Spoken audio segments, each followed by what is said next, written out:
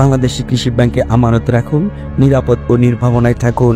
এই স্লোগানকে সামনে রেখে কেন্দ্রীয় কর্মসূচি হিসাবে সারা দেশের ন্যায় টাঙ্গাইলের গোপালপুরে 1 এপ্রিল 2025 থেকে শুরু হয়েছে আমানত সংগ্রহ মাস কর্মসূচি।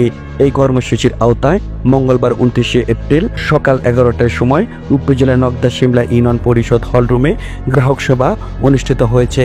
এ সময় বাংলাদেশ কৃষি ব্যাংক শিমলা বাজার শাখার ব্যবস্থাপক মোহাম্মদ রুহুল আমিনের সভাপতিত্বে প্রধান অতিথি হিসেবে উপস্থিত ছিলেন গোপালপুর উপজেলা নির্বাহী অফিসার মোহাম্মদ তুহিন হোসেন।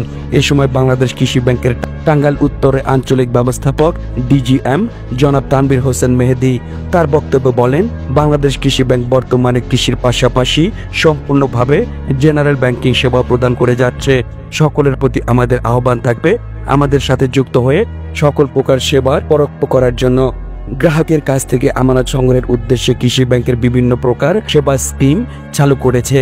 এ সময় বিশেষ অতিথি হিসেবে উপস্থিত ছিলেন গোপালপুর থানার ওসি তদন্ত মোহাম্মদ মামুন ভূঁইয়া প্রমুখ এবং শিমলা বাজার শাখা অফিসের বিভিন্ন শ্রেণীর গ্রাহক। বক্তারা জানান, বাংলাদেশ কৃষি ব্যাংক এখন যে কোনো কৃষি নিয়ে কাজ করে তা নয়, বরং সকল পেশা শ্রেণীর জন্য ব্যাংকিং সেবা একটি আস্থার জায়গা হিসাবে পরিচিতি লাভ করেছে। কৃষির পাশাপাশি অন্যান্য কমার্শিয়াল ব্যাংকের মতো সকল ব্যাংকিং সেবা গ্রহণ করে থাকে। ইতিমধ্যে বাংলাদেশ কৃষি ব্যাংকের 138টি শাখায় অনলাইন ব্যাংকিং, ইন্টারনেট ব্যাংকিং সেবা প্রদান করে যাচ্ছে।